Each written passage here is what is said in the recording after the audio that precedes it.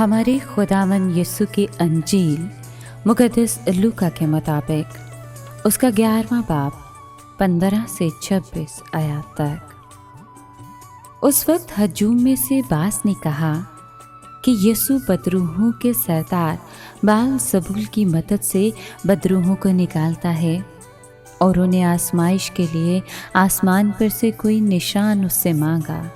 मगर उसने उनके ख्यालों को जानते हुए उनसे कहा कि जिस बादशाही में फूट पड़ जाए वो वैरान हो जाएगी और घर पर घर गिरेगा।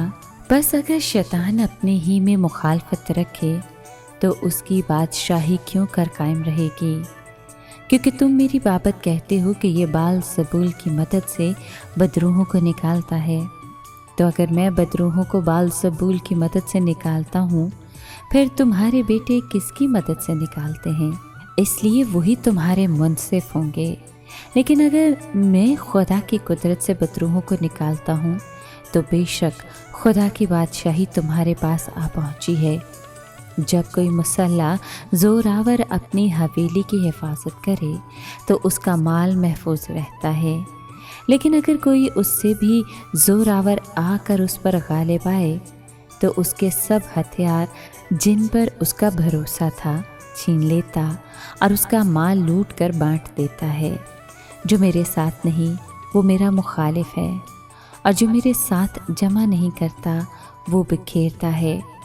जब नापाक रूह आदमी में से निकलती है तो बेआब जगहों में आराम ढूंढती फिरती है और जब नहीं पाती तो कहती है कि मैं अपने उसी घर को जिससे निकली हूँ लौट जाऊंगी, और आकर उसे झाड़ा और संवारा हुआ पाती है। तब जाकर और 7 रूहें जो उससे बदतर हैं अपने साथ लाती है और आकर उसमें बसती है, और उस आदमी का पिछला हाल पहले से भी बुरा हो जाता है। पाक कलाम के पढ़े और सुने जाने पर खुदावन की बरकत हो, खुदा का शुक्र हो। अजीज़ दोस्तों, आज के कलाम में हमने सुना कि फरीसियों ने मसीह पर इल्ज़ाम लगाया कि वो बाल ज़बूल का साथी है। यीशु ने इस इल्ज़ाम के ख़िलाफ़ 2 दलीलें पेश कीं। पहली, अगर शैतान ही अपने कारिंदों को निकालना शुरू कर दे तो वो अपने ख़िलाफ़ काम करने वाला होगा और इस तरह उसकी अपनी बादशाही बर्बाद हो जाएगी।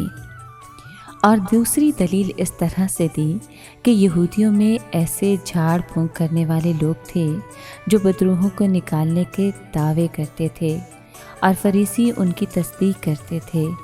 यीशु का बदरूहों पर इख्तियार इस बात को साबित करता है कि वो मसीह है और कि उसमें रूह कुदस का इख्तियार है। रूह कुदस के ख़िलाफ़ कुफर दीदा दानिस्ता मसीह को रद्द करना है। ये गुनाह अपनी नौयत में ऐसा है कि इंसान को निजात की पहुंच से परे ले जाता है। वो बज़ाहिर बड़ा अजीब नज़र आता है, लेकिन इसकी वजह गालिबन ये है कि ये पाक रूह ही है जो इंसान के दिल में निजात का पैगाम लेकर आता है। अब फरीसियों ने यीशु से निशान तलब किया जिससे साबित हो जाए कि वो मसीह है। यूहन्ना नबी मसीह की मौत और जी उठने की मिसाल है और ये यीशु को मसीह साबित करती है, जिसमें बहस की गुंजाइश नहीं। सबा की मलिका एक और निशान है। उसका मुकाबला फरीसियों से किया गया है। वो बड़े ज़ौक़ और शौक़ से सुलेमान की हिकमत सुनने आई थी, लेकिन फरीसियों ने उसकी बात सुनने से भी इनकार कर दिया जो सुलेमान से भी बड़ा है।